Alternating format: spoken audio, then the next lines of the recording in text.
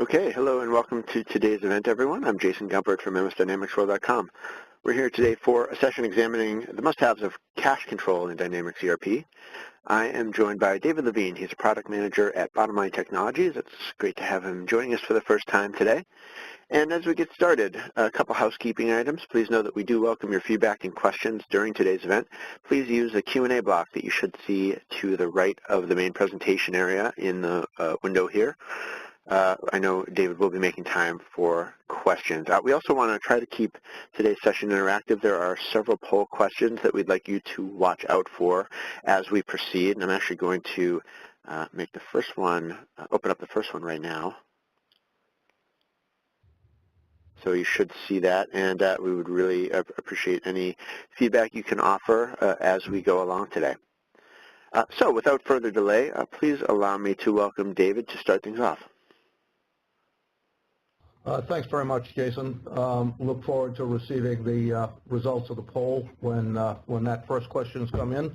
I'd like to thank everybody for taking time out of the day to join our discussion on the three must-haves for complete cache control. And what we'll be doing is basically, this is a bifurcated webinar. The first half of it will discuss the situation in the marketplace and why it's so necessary to have complete control over all of your cache, to be able to know where your monies are, to be able to utilize those monies most effectively, and to be able to provide a solution that gives you the opportunity to manage your liquidity as efficiently as possible. So let's get started. The second half of the presentation, I'll actually walk through a virtual demo of some of the key aspects of the solution that we provide that will allow you to see how you can take control of all of your cache and have visibility to all of your positions on a global basis. So Jason, I noticed that the poll results are up. It looks like we had a fairly even split between manual processing and some automation. And with that, I will get started with the first half of the presentation. So let's look at what's happening. These numbers are the result of a series of reviews with various strategic organizations that specialize in understanding what is required by Treasury departments in order to improve the efficiency of their organization and how they deal with the available cash that that organization needs. So one of the things that we've done is taken the results that have been found by these industry experts and are sharing them with other organizations to determine how they are fitting with these issues. So the answers are quite profound. 75% of treasurers cite that improving cash flow forecasting is a top priority. 69% say that cash management and liquidity are more important than they've ever been, and that's due to changes in the banking situation, changes in the regulatory environment, much more issues associated with regulatory compliance than have ever existed before. 91% of corporate treasurers in one of our surveys report a lack of complete visibility over their company's payments. And if you don't have complete visibility to your company's payments, by definition, you can't have visibility to your cash positions. So let's look at what's producing these results. The consequences of the status quo are profound. Difficulties clarifying your cash position and forecast, which means suboptimal use of cash, inefficiencies in Treasury, and the lack of agility, the lack of the ability to move on opportunities as they are presented. Limited visibility and control over payments. Payments without the appropriate controls in place lead to the hacking and other situations that we have seen in the marketplace, phishing, a whole series of fraudulent payments that have been in the news recently are all generated by limited visibility and control over payments processes. And there's the issue of excessive complexity and cost in bank connectivity. Many organizations are using multiple banks and multiple bank workstations and other mechanisms for getting information from their banks that leave them open to either incomplete information or an inability to consolidate the information they do have in a way that's meaningful and timely.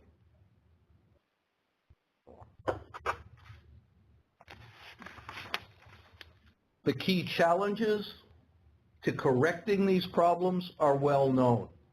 The complexity of multiple banks, multiple processes, and multiple workflows. Information exists in different formats and silos. Most organizations have multiple systems that produce their payments. Some may be producing their vendor payments, some may be producing business-to-consumer payments, some may be producing treasury ad hoc payments, but in many cases those are controlled by different payment systems. Multiple and disparate ERP or treasury management systems. Organizations that have moved towards consolidating on their Microsoft environments may still be operating in many cases with legacy systems as they begin to pull all of their information to a single ERP. And we see more and more of that as the M&A, the merger and acquisition environment continues to increase and new applications are brought into existing companies and then have to be merged. And that means reliance on disparate solutions to manage cash, whether it's a bank portal, whether it's Excel, whether it's a treasury management system or the ERP. All of these have a role on providing the information that treasurers need to manage their cash, but in many cases it's very difficult to pull that information into a rationalized and single view that allows efficiency and allows complete control. So, we talked about the title of this, what are the three key, what are the key requirements to managing your cash? And as we look at this, we're going to take our second poll, and Jason, if you wouldn't mind. That should be up now. Thank you.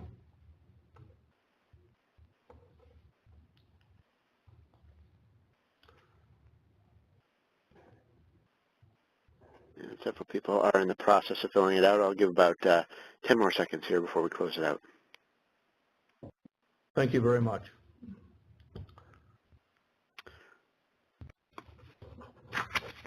Well, it's going to be another 15 seconds or so, but I can tell you that the results skew 65% toward no and 35% toward yes. Okay. And as I say, with the that's not surprising to me, but as M&A activity increases, as people look for new markets, I suspect that over the course of the years that those results will change. So we talked about what are the three must-haves for complete cash control. And here they are on the screen. You must have full visibility to your cash balances that give you an up-to-date view across multiple banks and multiple accounts. A single solution for cash management, that cash is rapidly deployed where it's needed, but that investment can be made where opportunities exist, and that the controls and visibility necessary for ad hoc treasury payments are made to ensure that not only is audit available and compliance reporting available, but that you can ensure that you are not subject to fraudulent payment.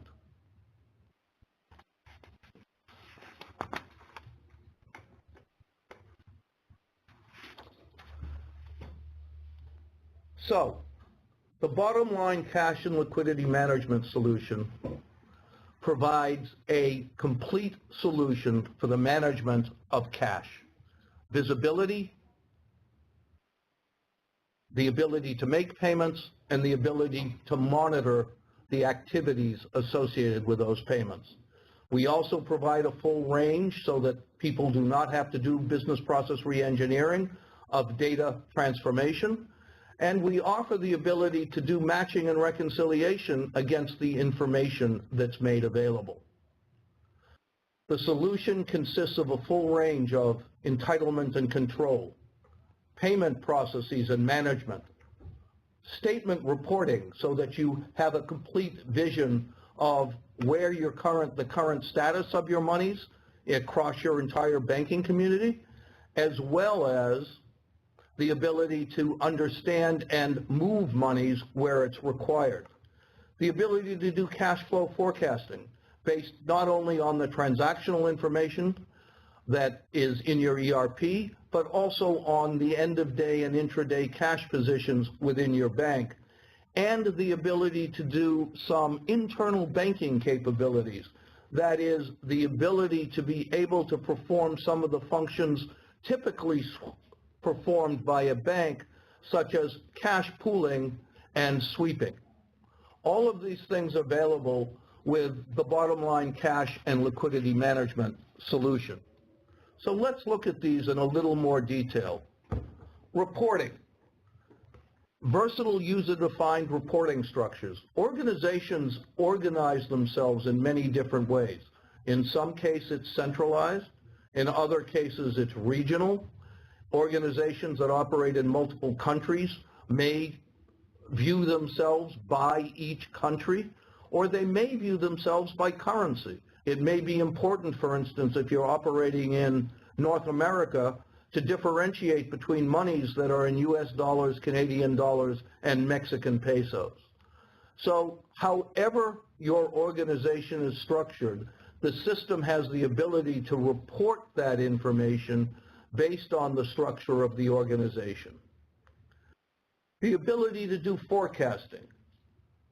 Forecasting, again, by user-defined reporting structure for short and medium-term forecasting, using payments, receivable, credit and debit advices, and the ability to manually adjust that information that's automatically provided by taking feeds from your ERP system of expected payments such as rent and payroll and utilities, as well as receivables from various sources. And then, as I mentioned, liquidity management, the ability to mirror bank functionality for doing things such as pooling and sweeping. All of these things are available within the system. So if we look at some of the details of how that information flows, bank account reporting, typically information comes in from your bank in either a SWIFT format or in the United States, typically in BAI format. And that includes either end of day or interim day statements or both. It also is the same for your debit confirmations, your payments out. So this gives you a complete view of all of the accounts and positions in your various banking environment. Beyond that, if we need to do forecasting, we want to do some adjusting transactions. We want to bring in the known payables, the expected receivables. We want to bring in information from other sources and other monies, especially around the way that you operate in terms of your payment structures, in terms of the way that you operate your receivable credits. And this gives you the ability to be able to work against either the real-time position at your banks or the ledger position. So there may be monies that haven't settled, but that upon which you may want to do your forecasting because you know that they'll be in within a few days. So all of these things are available within the forecasting modules. And finally, we get into the internal banking capability.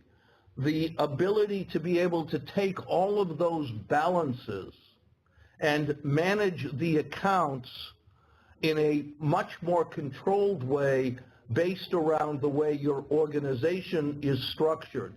So that you may be looking at, for instance, I want to know not the individual account information for all of my Canadian accounts or Mexican accounts, but I want to sweep them into a single pooled account so I know that I may be able to invest. I know that I may be able to have enough money if I want to be able to pay bills at a certain point in time in those currencies. And I can look at all of those views based around the way that I organize my company, whether it's by currency, by country, by division. I have the ability to bring in all of my cash positions and view them as my company is structured. So that's kind of the overview of the cash management solution. What I also wanted to point out is that the cash management sits within a much broader solution set that Bottomline offers called our financial messaging. And financial messaging is essentially all of the transactions associated with your financial supply chain, how you interact with your banks, how you interact with your trading partners, how you interact with other organizations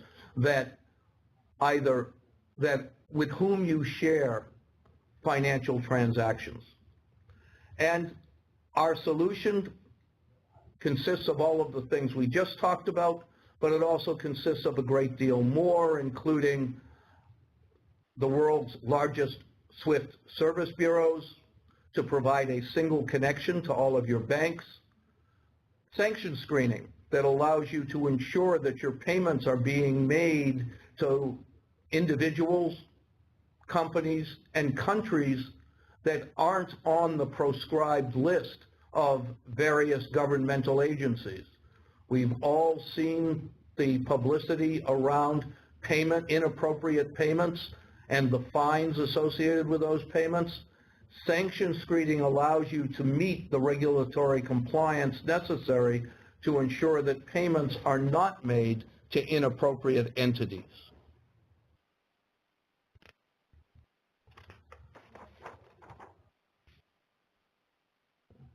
So, the cash management solution from Bottomline meets all of these requirements. Full visibility to your cash balances, one place to perform cash management, and control, audit, and compliance of all of your treasury payments that allow you to manage the monies across the organization.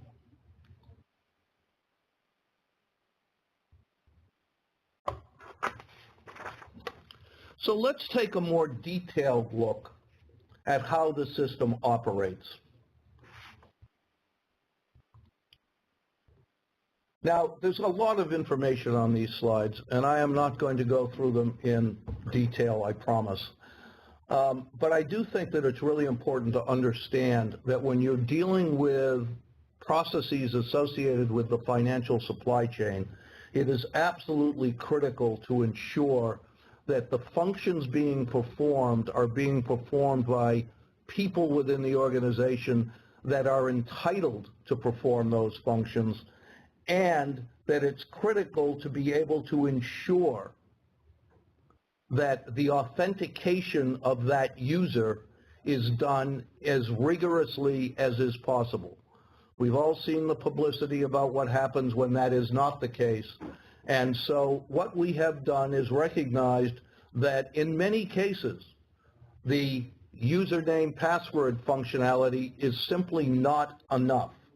And so we are offering multi-factor authentication, which allows you to validate, just as you do with some of your mobile banking, to invalidate with a second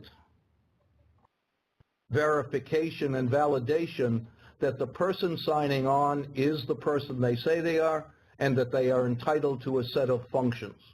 So I just want to stress that the overall theme, if you will, of the solution that we provide is twofold. One, the functionality to manage your monies, to manage your financial supply chain, but the other is to ensure regulatory compliance and security.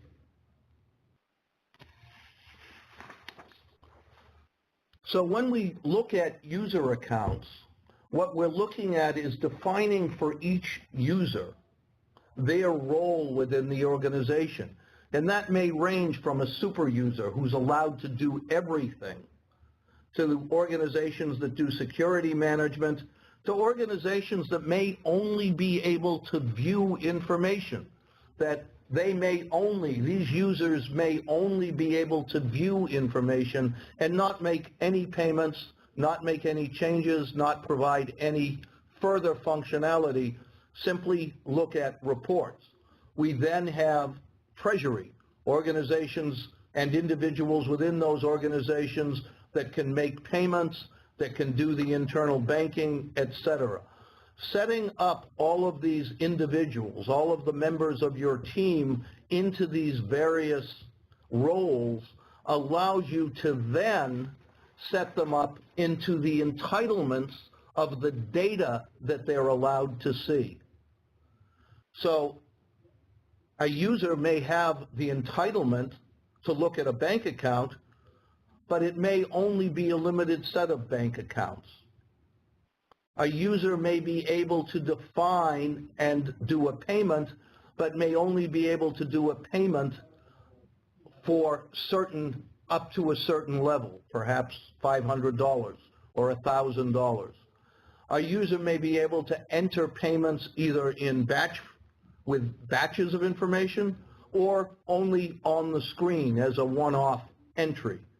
So all of these entitlements control the actual functionality of each of your users. So by defining the user and the entitlement, it gives you the ability to deal with groups of users with certain functionality so that if somebody's on vacation or somebody's out sick, others are still able to manage in a controlled manner because you've defined them as having entitlement to that data, that they can also perform those functions. So the key is defining the user and their role, and then defining the data to which they're entitled to view, modify, etc.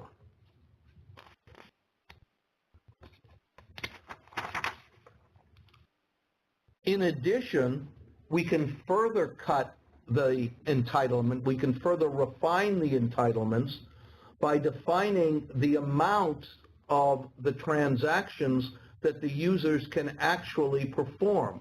So a user may be able to make a payment, but they may be in a group where they can only issue payments up to $100 or $10,000 or whatever is reasonable within your organization.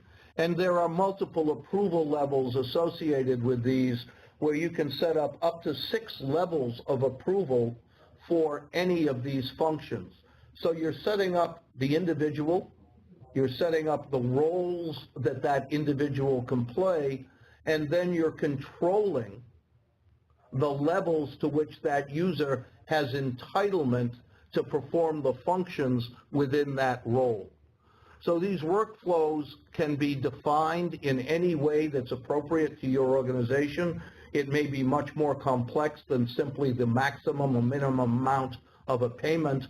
It may be much more complex than that, where it requires 4 eyes or 6 eyes for approval. But all of these things are possible within the workflow definition.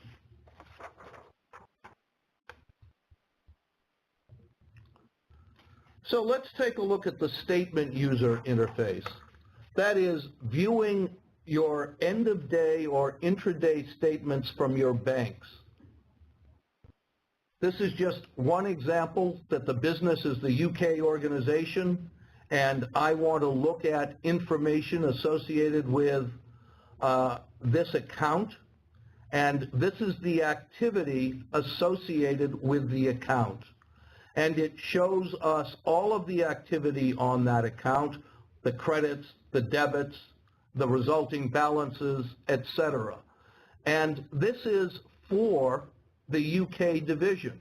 Now, this could also break down to the UK, to where rather than it was in the entire United Kingdom, it was broken down into Great Britain, to Britain, Wales, Scotland, Northern Ireland, could all be broken down separately and then rolled up to the UK. So all of these things are capable and easy to define within the organization. What's key is, while this is an overview, it's also possible to dig down and view the details associated with each level of reporting. So Jason, I believe we have one more poll. We do. It is up now.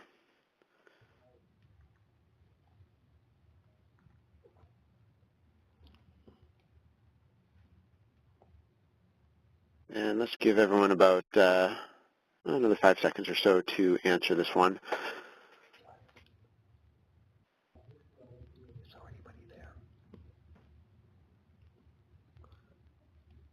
All right, and we're going to close that out. It appears to be evenly split between weekly and monthly, David.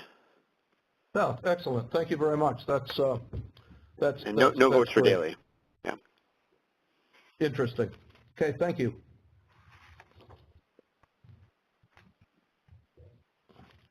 So we're now looking at cash management, and I'm not going to go into too much detail on cash management, but what I do want to do is talk about all of the ways that it's possible to manage your monies utilizing the cash management capability.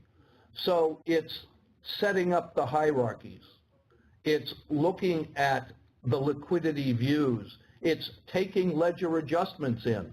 Remember, you have payments, you have receivables. Sometimes those receivables are at the bank but not yet cleared, not yet settled. So you may want to look at your ledger adjustments as you do your forecasting. Obviously, your statement data, the current position of your accounts. And then you want to look at all of the things associated with actually managing the movement of that cash as you begin to manage the liquidity associated with your organization. So all of these things on the right hand, on the small box on the right hand side of your screen, are available under the title of cash management. And as we saw, setting up the hierarchies for users also has an analogous capability in setting up the hierarchies for your cash management. That is, I want to see all of the accounts associated with my British pounds or my Swiss francs. I want to see my US dollar accounts. And I basically am now setting up the hierarchy that when I do my pooling and I do my sweeping is going to define how those monies move and how they are viewed within the accounts that I want, against which I want to operate.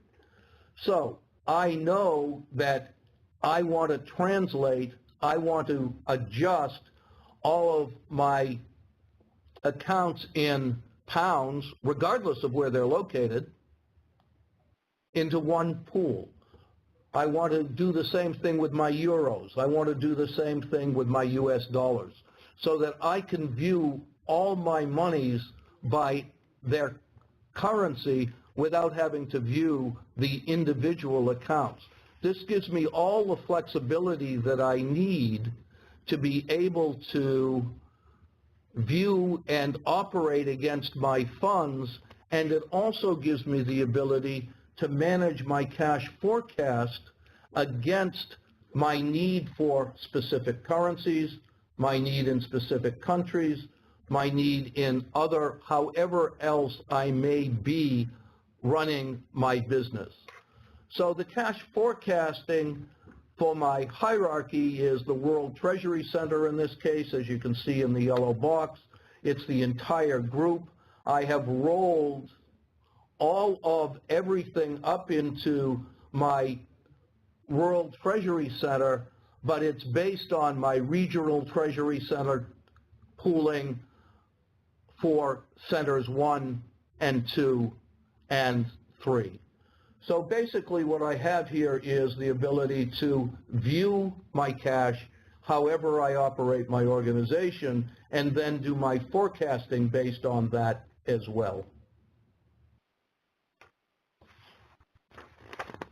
I can also, of course, drill down in my cash forecast and look at the individual items that make up that pooled group, so that I can now see that for local group 2, I have a number of other files and positions and accounts and processes that I'm looking at that allow me to forecast on a more defined basis, on a more finite basis.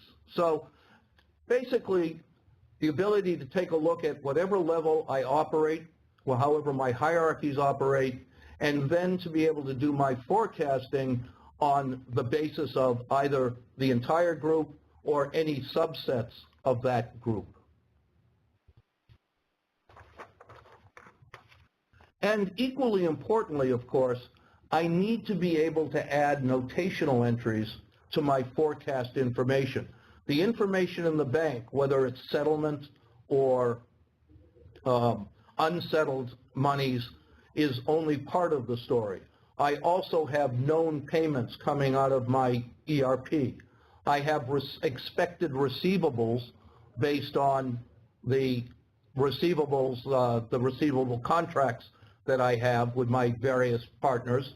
And so I must be able to enter individual information. I can set those up either individually or I can set them up on a recurring basis. I know what my rent is. I have a good idea of what my utilities are.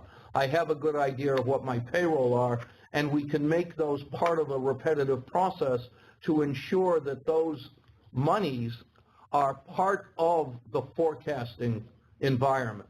So you can pull information from any back office system to be able to be included in the information that flows from the banks and from other transactions, payments and receivables actually sent through the cash management system. Again, as we mentioned, many organizations have multiple payment or receivable systems, and this gives you the ability to account for those as you go through your overall cash forecasting.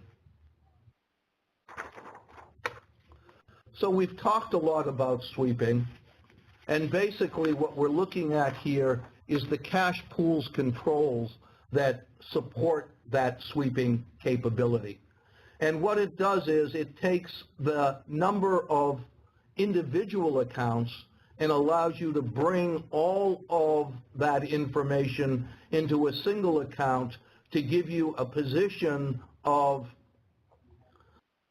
however you wish to pool the money. And the key reason for pooling is often to invest. If you have monies that are swept out of various accounts, it gives you the ability to be able to pool that information both for reporting, but it also gives you a much higher level of opportunity to be able to invest where opportunity exists, where monies aren't needed immediately, and allows you to be able to actually pool the information. And so I can set up then that I only want to transfer if I have at least $500, and my maximum transfer is $1,000. So I don't want to pull everything out of every account, and I only want to have in my pooled account $10,000. So I don't want to pull all the money out. I just want to pull up to $10,000 from the various accounts.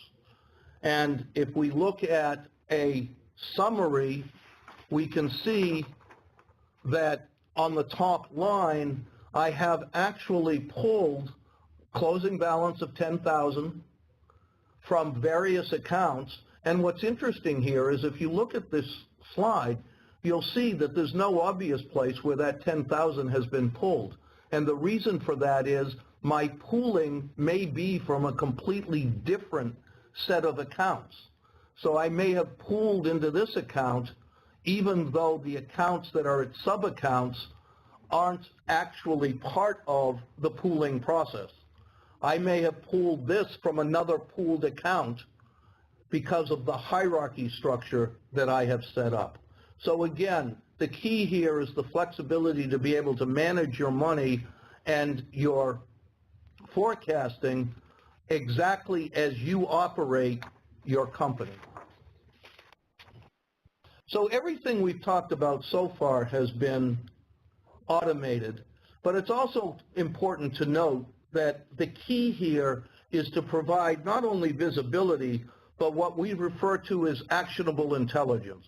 That is the ability to be able to take the information and be able to take action against it. And so we have the ability to make a manual payment entry, and you might want to do this. This would be exactly what I might want to do from one of my pooled accounts where rather than $10,000, I have $1 million, and I want to invest that overnight. And so I have the ability to do a transfer from my pooled account to another account where I want to make an investment. So the manual payment entries, again, only if you're entitled to make the payment. Controlled, the ability to be able to run it against a sanction filter to make sure you're not paying North Korea if you're in the United States where that's not legal.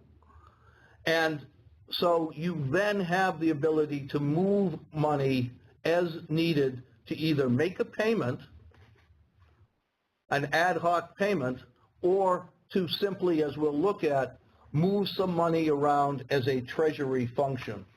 So I can make a manual payment, and then I can go through various levels of approval before it's actually sent. And that approval, as I said, may consist of up to 6 different layers of approval. And I do so with a complete audit trail.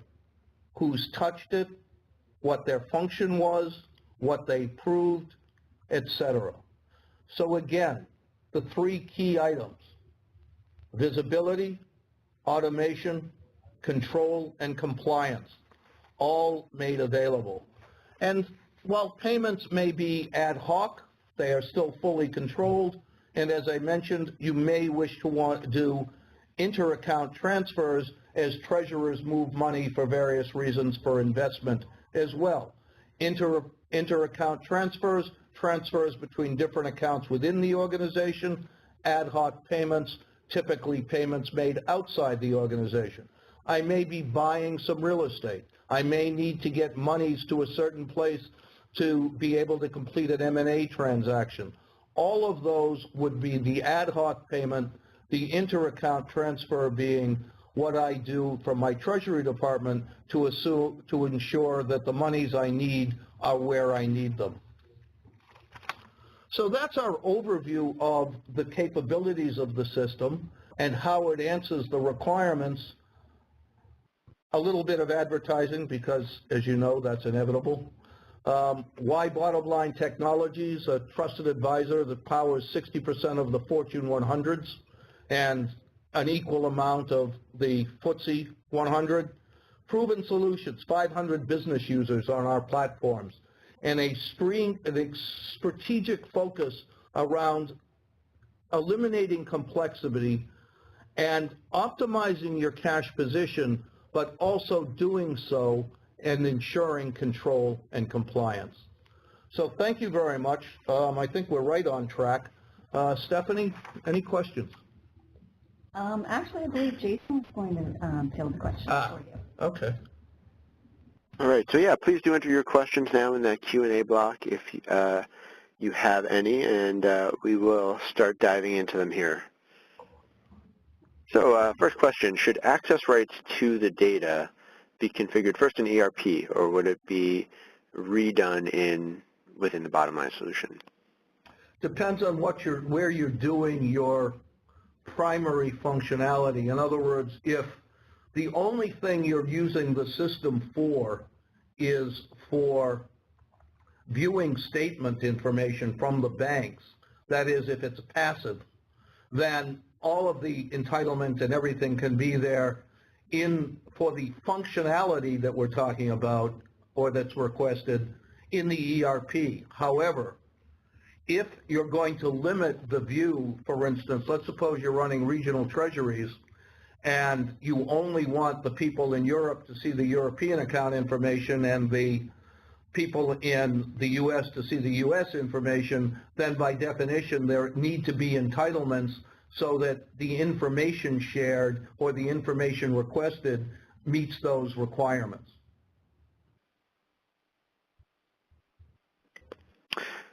Okay, next question that we have here, what are the benefits of using this solution versus having our bank handle our reporting?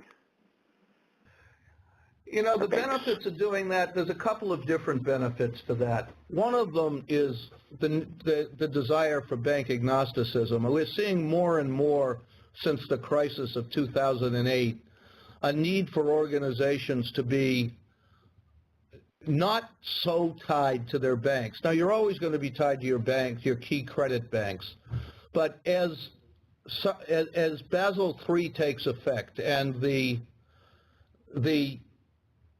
relationship between your bank changes because of their ability to provide credit, or the bank gets into some trouble. I mean, look at RBS that had to be taken over by the UK government. Bank agnosticism is really key, and if the bank is performing all of the functions, all of your pooling and sweeping, all of your cash management, all of your reporting, it's very difficult to get off of those banks, that bank, to move to a different bank that can offer better terms or isn't, frankly, in trouble. Additionally,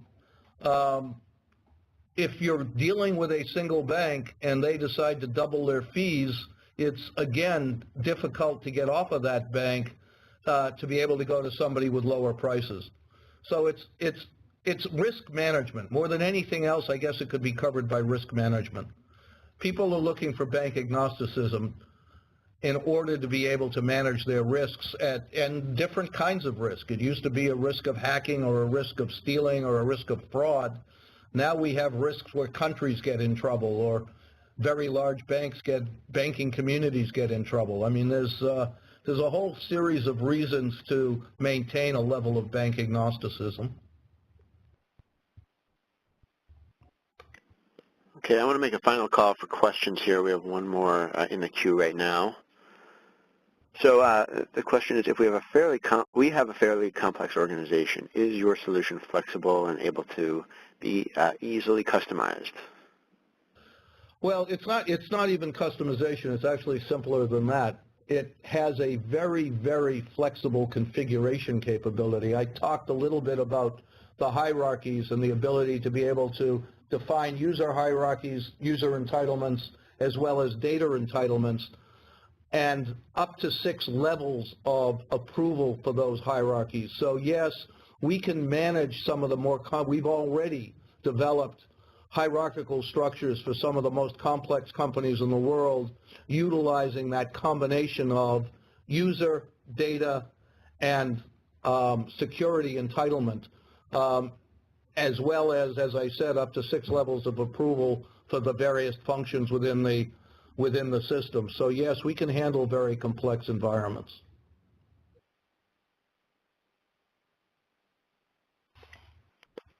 Okay, I'm just checking here for any remaining questions. I do also want to remind folks we do have a brief poll that will, post-event poll that will just give you a chance to tell us what you thought of today's event. Please look for that to sort of pop up in your browser after you depart today.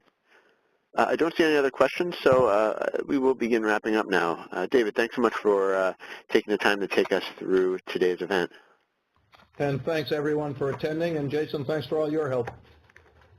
All right, my pleasure. That concludes today's event. Have a great day, everyone, and I hope to see you again soon.